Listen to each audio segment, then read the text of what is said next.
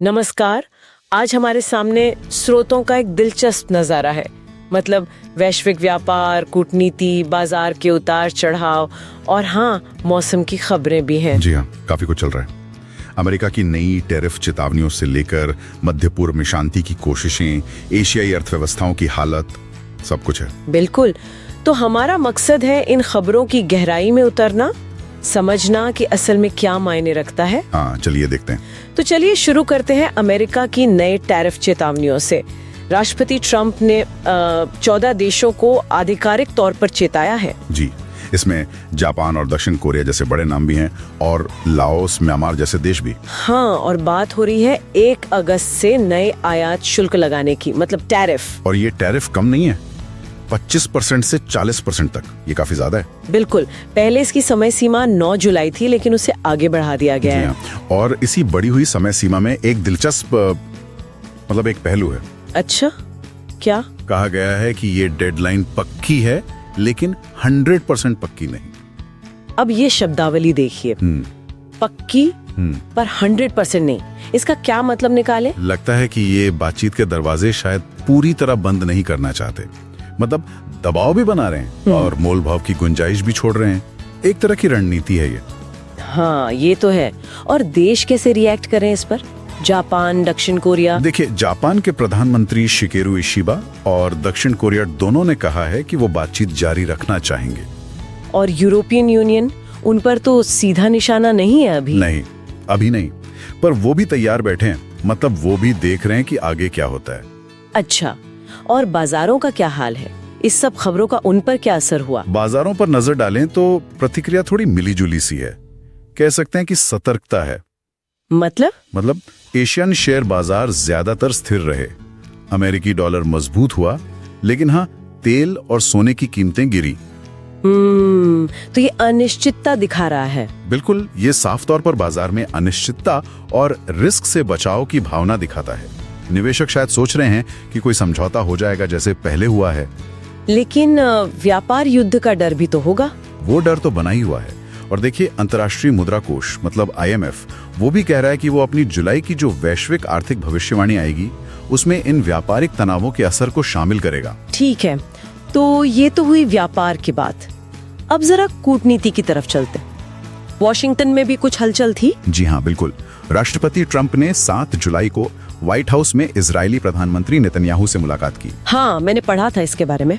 बातचीत का मुख्य मुद्दा क्या था? देखिए, एक बड़ा मुद्दा तो गाजा में अप्रत्यक्ष युद्ध विराम की कोशिशें थी। अप्रत्यक्ष मतलब पर्दे के पीछे से? हाँ, खबरों के मुताबिक कतर और मिस्र इसमें मध्यस्थ की भूमिका निभा रहे हैं। अच्छा।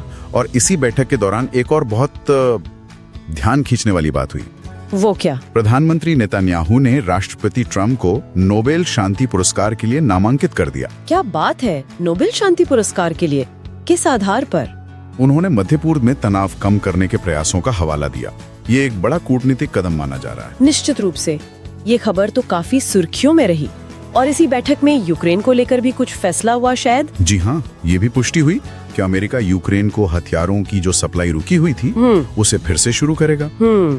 तो एक तरफ शांति पुरस्कार का नामांकन, दूसरी तरफ हथियारों की सप्लाई, काफी कुछ एक साथ। हाँ, कूटनीति ऐसी होती है, कई परतें होती हैं। सही कहा। अच्छा, वापस वैश्विक अर्थव्यवस्था पर आते हैं। आपने कहा बाजार सतर्क है, लेकिन क्या कहीं कोई उम्मीद की किरण भी है? हाँ, बिल्कुल है। इन टैरिफ की धमकियों के बावजूद कुछ बड़े वित्तीय संस्थान जैसे गोल्डमैन सैक्स वो अमेरिकी बाजारों को लेकर अभी भी सकारात्मक हैं। अच्छा, क्यों? तो उनका मानना है कि ब्याज दरों में शायद कटौती हो सकती है और अर्थव्यवस्था में लचीलापन है जो इसे संभाल लेगा। तो ये एक तरह का विरोधाभास हुआ ना? एक तरफ टैरिफ का डर, दूसरी तरफ ये उम्मीद। हाँ, यही तो बाजार की पहेली है। एक तरफ व्यापार युद्ध का डर है जो निवेश रोक सकता है, दूसरी तरफ उम्मीद है कि केंद्रीय बैंक शायद मदद करेंगे ब्याज दरें घटाकर। निवेशक इन्हीं दो पाठों के बीच हैं। देखना होगा कि ऊंट किस करवट बैठता है। बिल्कुल। अच्छा, ये सब तो चल ही रहा है, लेकिन एशिया में तो एक प्राकृतिक आपदा भी आई है। हाँ, तूफान डेनिस। इसने ताइवान के पश्चिमी तट पर दस्तक दी है। बताया जा रहा है कि 1986 के बाद इस इलाके में ये पहला इतना बड़ा तूफान है। ओह, और असर? फिलीपींस और ताइवान में भारी बाढ़ आई है और मानसून की बारिश से हालात और बिगड़ गए हैं। काफी नुकसान की खबरें हैं। ये तो चिंता की बात है। और इसी बीच जापान से भी कुछ आर्थिक खबरें आ रही थी। हाँ, और वो खबरें थोड़ी चिंताजनक हैं। जापानी सरकार ने आधिकारिक तौर पर माना है कि अर्थव्यवस्था की हालत बिगड़ रही है। बिगड़ रही है, ये तो गंभीर शब्द है। वजह क्या बता रहे हैं? कई वजह हैं। एक तो निर्यात कमजोर है, फिर महंगाई की वजह से घरेलू खर्च पर असर पड़ रहा है, और ऊपर से अमेरिकी टैरिफ का डर भी है। तो क्या मंदी का खतरा है? खतरा तो है।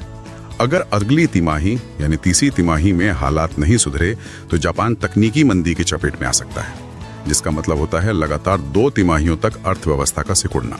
बाप रे, तो कुल मिलाकर तस्वीर काफी जटिल लग रही है। हाँ बिल्कुल। तो अगर हम आज की पूरी बातचीत को समेटें तो दुनिया इस वक्त व्यापारिक तनाव, कूटनैतिक चालें, आर्थिक अनिश्चितताएं और यहाँ तक के कुदरती आफतों के एक भंवर में फंसी हुई दिखती है। सही कहा आपने। अगस्त में अमेरिकी टैरिफ की डेडलाइन आ रही है। मध्य पूर्व में शांति की कोशिशें बहुत नाजुक दौर में हैं, और एशिया मौसम और अर्थव्यवस्था दोनों मोर्चों पर चुनौतियों से जूझ रहा है। और ये सब घटनाएं आपस में कितनी जुड़ी हुई हैं, ये भी साफ दिख रहा है। हाँ, एक जगह का फैसला पूरी दुनिया पर असर डालता है। तो जाते जाते एक सवाल सोचने के लिए छोड़ जाते हैं। जरूर। क्या वैश्विक अर्थव्यवस्था इन बढ़ते व्यापारिक तनावों और भू राजनीतिक अनिश्चितताओं के इस मिले जुले तूफान को झेल पाएगी, या फिर हम किसी ऐसे बड़े बदलाव के मुहाने पर खड़े हैं जिसका अंदाजा अभी लगाना मुश्किल है? ये वाकई सोचने वाला सवाल है।